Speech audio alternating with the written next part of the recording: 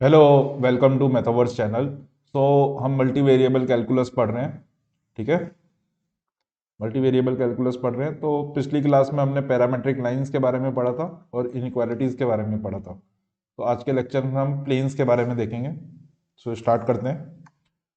सो अब प्लेन्स के बारे में अगर हमें देखना है तो सबसे पहले मैं एक प्लेन ड्रॉ करता हूँ।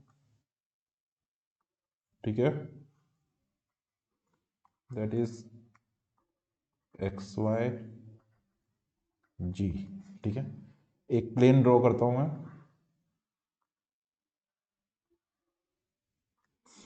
अब लेट सपोज इस प्लेन पे एक पॉइंट लेता हूं मैं पी। पी पॉइंट लेता हूं। अब इस प्लेन पे एक और पॉइंट लेता हूं मैं एक्स, जो कुछ भी ले सकता हूं मैं। जो मैं कुछ भी ले सकता हूं। लेट सपोज ये पॉइंट है एक्स।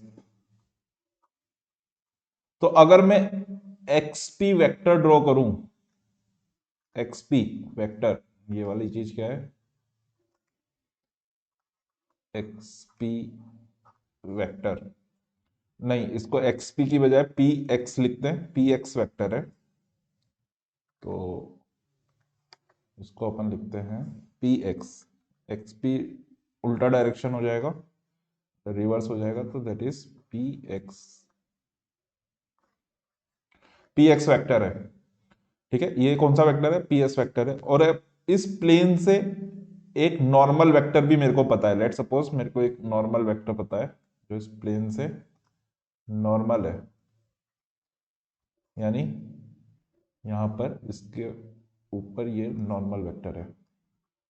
नॉर्मल मतलब इस प्लेन से 90 डिग्री पे ये वेक्टर है, नॉर्मल है। सो एनी पॉइंट एक्स, वो कैसे रिप्रेजेंट होगा? X one, X two, X three, ऐसे लिख सकता हूं उसको मैं। सो अब लिखते हैं अपन डेफिनेशन। अब मेरे को ये बताओ, इसमें आपको क्या दिख रहा है? तो जो ये पी एक्स वैक्टर होगा और जो एन वेक्टर होगा, ये दोनों एक दूसरे से क्या होंगे? परपेंडिकुलर होंगे या ऑर्थोगोनल होंगे। So the plane through through the point P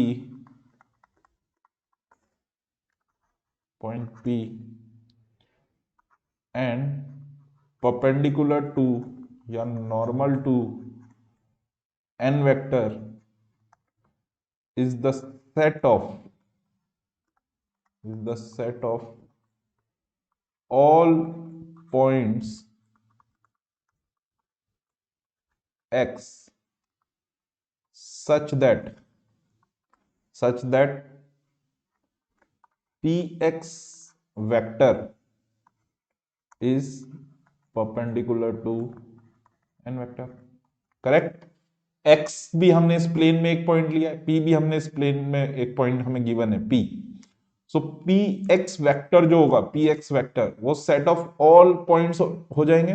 set of all points, अगर हम एक्स को वेरी करते रहे इस प्लेन के ऊपर, और set of all point x such that P x is perpendicular या फिर ऑर्थोगोनल टू एन। सो हम इसको कैसे लिख सकते हैं? P X vector dot N vector, दोनों एक दूसरे के ऑर्थोगोनल है तो इक्वल टू जीरो आएगा। पी एक्स वैक्टर को हम कैसे लिख सकते हैं? एक्स माइनस पी लिख सकते हैं, dot N equal to zero. ठीक है। डॉट प्रोडक्ट हमेशा एक स्केलर नंबर देगा, जीरो। इसको हम डिस्ट्रीब्यूट कर सकते हैं। सो एक्स डॉट एन ले सकते हैं, that is equal to x dot n vector minus p dot n vector equal to zero. इसी को हम कैसे लिख सकते हैं? X dot n vector equal to p dot n vector. ठीक है। और करके लिख देता हूं, और ऐसे भी लिख सकते हैं इसको। ठीक है। करेक्ट। यहां तक कोई दिक्कत नहीं है, इजी है। इसमें हम एक चीज और लिख लेते हैं, वी से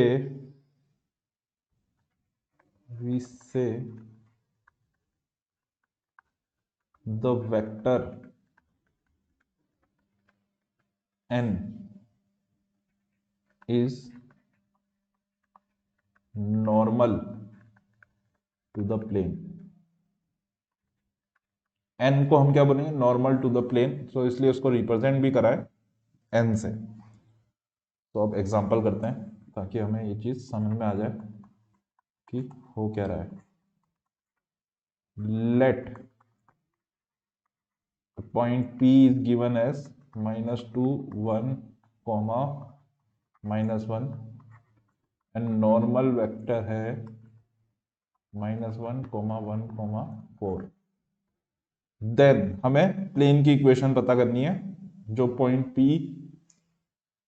मतलब जो इस नॉर्मल वेक्टर के जो प्लेन की इक्वेशन फाइंड करनी है जो प्लेन इस वेक्टर से नॉर्मल हो, मतलब ये वेक्टर उस प्लेन के नॉर्मल हो। तो जस्ट हम एज्यूम करेंगे लेट x, इसको ब्लू से लिखता हूं मैं, let x equal to x y z, then x dot n equal to p dot n या n dot p dot n लिखते हैं, p डॉट n लिखा था। तो x डॉट n करेंगे तो हम क्या होगा, x minus x plus y plus 4g, p dot n करेंगे तो -2 into -1 that is 2 plus 1 -1 into 4 that is -4 that is equal to 3 -4 -1। तो प्लेन की इक्वेशन क्या है,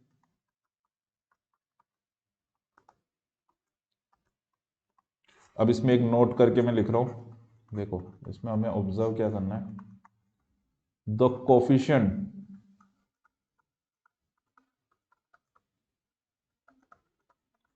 coefficient of the standard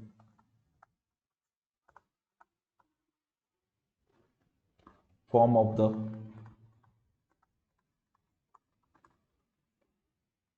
plane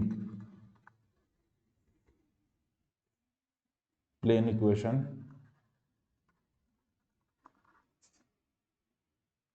-1 1 4। तो कोफिशिएंट इसके कितने, स्टैंडर्ड प्लेन के -1 1 और 4 है। As a vector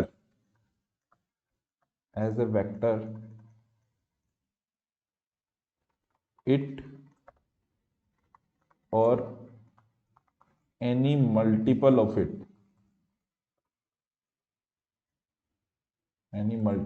it is perpendicular to the plane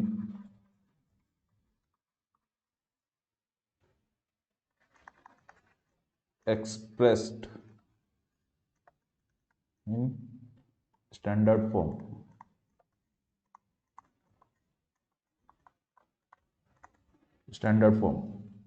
सो इसका मतलब क्या है, given ax plus by plus cz equal to d, then ABC is perpendicular to plane. Correct, ABC जो कोफिशिएंट होंगे वो परपेंडिकुलर टू द प्लेन होंगे, मतलब वो जो वेक्टर बनेगा वो वेक्टर जो होगा वो परपेंडिकुलर टू द प्लेन होगा। जस्ट यहां से दिख रहा है क्योंकि हम जो कर रहे हैं x डॉट n कर रहे हैं, तो x डॉट n करेंगे तो x अगर एक्स वाई जी है, एन वेक्टर के जो भी पॉइंट होंगे तो जो ये कोफिशिएंट होंगे standard form of a plane की इक्वेशन में, तो वो जो कोफिशिएंट होंगे वो नॉर्मल वेक्टर को रिप्रेजेंट करते हैं। वो किसको रिप्रेजेंट करते हैं, नॉर्मल वेक्टर को। नेक्स्ट क्वेश्चन करते हैं, example to find a point in the plane of example one के अंदर हमें एक पॉइंट पता करना है, उस प्लेन के अंदर कोई भी एक पॉइंट पता करना है। तो उसके लिए सबसे पहले हम उस जो पिछले क्वेश्चन में हमारे पॉइंट की प्लेन की इक्वेशन जो आई, फाइनली प्लेन की इक्वेशन क्या आई, -x plus y plus 4g equal to -1। So अब अगर हमें कोई भी पॉइंट पता करना है तो choose any two, then solve for third. इसका मतलब क्या है कि लेट कोई भी दो दो वैल्यू ले लो, ठीक है, किसी भी दो की वैल्यू ले लो, एक्स वाई जी में तीन चीजें हैं, उसमें से दो को किसी को भी एज्यूम कर लो, let x equal to 5 and y equal to 2, और तीसरे के लिए सॉल्व कर लो। तो हमारी इक्वेशन क्या हो जाएगी, -5 + 2 + 4g equal to -1, then 4g equal to 5 minus 1, that is 4, 4 minus 2, that is 2, then g equal to 1/2। so 5 to 1/2, ये पॉइंट जो है वो उस प्लेन में लाई करेगा। 5 2 की बजाय कुछ भी ले सकते थे, 3 4 ले सकते थे, 1 2 ले सकते थे, कुछ भी ले सकते हो, ठीक है। तो आपको पॉइंट्स की लोकेशन मिल जाएगी थर्ड को सॉल्व करेंगे तो, ठीक है। तो एक तरीके से 2, इसको ब्लैक पेन में लिखता हूं,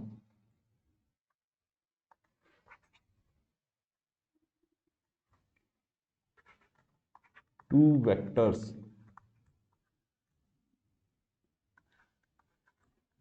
A and B are said to be parallel।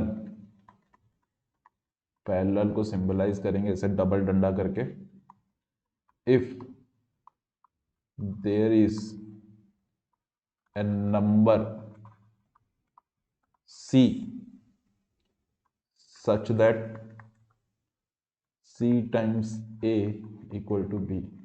कोई भी एक नंबर हो, रियल नंबर C, अगर उसको मल्टीप्लाई करें हम A से और वो इक्वल टू B आ रहा है, तो हम A और B हमारे क्या होंगे, सेम सेम लाइन में होंगे या पैरेलल होंगे या फिर पैरेलल होंगे, करेक्ट।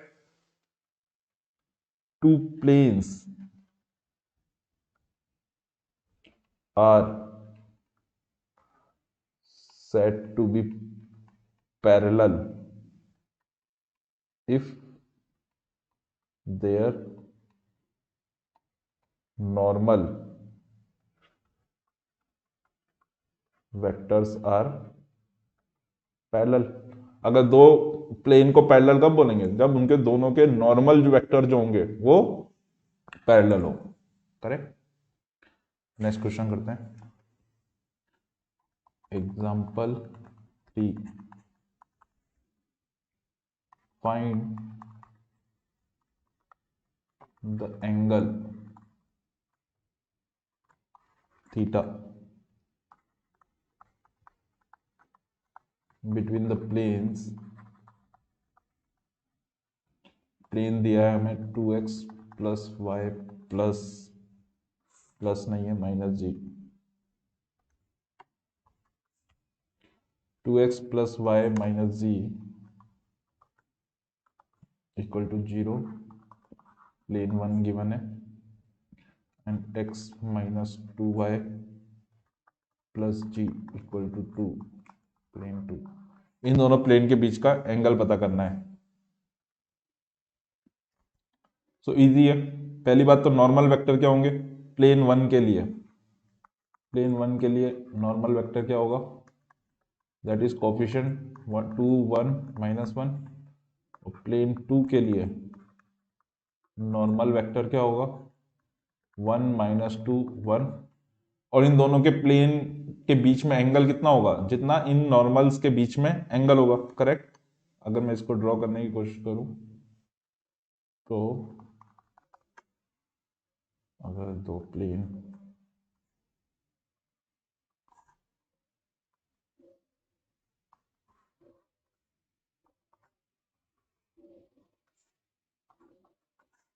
दो प्लेन है इस तरीके से, ठीक है, इन दोनों प्लेन के बीच का एंगल, एंगल इन दोनों के प्लेन के बीच का एंगल क्या होगा, इन दोनों के नॉर्मल के बीच का एंगल। सो कॉस थीटा और दो वेक्टर के बीच का एंगल कैसे निकलेगा, दोनों का डॉट प्रोडक्ट अपॉन नॉर्म, जो हमने पिछली क्लास में पढ़ा। ठीक है, so cos theta equal to n1 dot n2 that is 2 minus 2 minus 1 norm of n1 4 plus 1 plus 1 root 6, this is root 6, so that is equal to minus 1 by 6, so theta equal to 99.6 degree, correct. Move on to next question. Example 4. Let Q एक point है 1 1 2, एक point P है 1 minus 1 3 and N है normal vector 2 1 3. Find the point of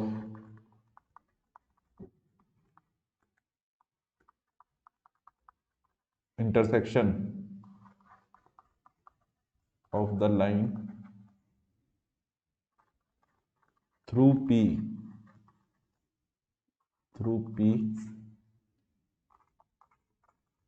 in the direction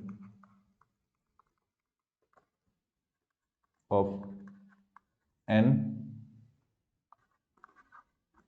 and the plane through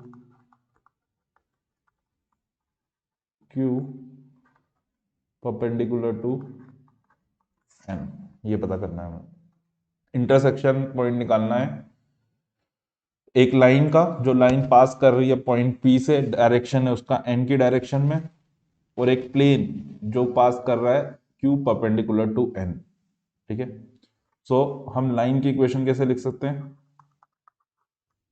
line की equation कैसे लिख सकते हैं, x equal to P plus TN, point P से पास कर रही है N की डायरेक्शन में. प्लेन की इक्वेशन कैसे लिख सकते हैं, जो Q परपेंडिकुलर टू N है, तो एक पॉइंट जो भी प्लेन का जनरलाइज कोऑर्डिनेट लेंगे x minus q dot n equal to 0. ठीक है, यानी एक तरीके से अगर मैं इसको ड्रॉ करूं तो सिचुएशन क्या हो रही है कि इस प्लेन से परपेंडिकुलर वेक्टर है दैट इज परपेंडिकुलर, तो एक पॉइंट लिया मैंने x और एक पॉइंट है q, और ये प्लेन जो है वो इस q और n के परपेंडिकुलर है, और एक लाइन है, वो लाइन इस प्लेन को कहाँ काटेगी. ठीक है, और एक पॉइंट P से पास कर रही है, P पॉइंट हमारा यहाँ कहीं होगा, ये पॉइंट P ले लिया, तो जस्ट दोनों ये जो जहाँ काटेगी दैट इज कॉमन x होगा, सो इस x की जगह पे मैं P प्लस TN पुट कर सकता हूँ, क्योंकि लाइन की इक्वेशन भी उस इंटरसेक्शन पॉइंट पे जो वैल्यू होगी वो दोनों जो प्लेन पे उसकी वैल्यू होगी कोऑर्डिनेट की, वही उस लाइन की वैल्यू होगी, सो x को यहाँ पे P प्लस TN पुट कर सकता हूँ, P plus TN minus q dot n equal to 0. तो इसको मैं एक्सपांड कर सकता हूँ, ब्रैकेट को ओपन कर सकता हूँ, P dot n plus T times n dot n minus Q times n equal to 0. P dot n करेंगे तो क्या आएगा, 2 माइनस 1 दैट इज 1 प्लस 9 10 आएगा, plus T times n dot n करेंगे तो that is 4 plus 1 plus 9 that is 14 minus, और Q dot n करेंगे तो दैट इज 3 प्लस 2 + 1 3 + 6 9 -9 = 0। तो इससे हमारा t = आ गया -1/14 -1/14। सो उस लोकेशन क्या हो जाएगी, x = क्या था, t + tn। तो उस इंटरसेक्शन पॉइंट की लोकेशन चाहिए, दैट इज इक्वल टू 1 -1 3 + 1/14 2 1 3। यहां तक भी हम छोड़ सकते हैं, यहाँ तक भी छोड़ सकते हैं। अगर हम इसको इवेल्युएट करना चाहें तो हम इसकी वैल्यू आ जाएगी 12/14 -15/14 39/14। ठीक है,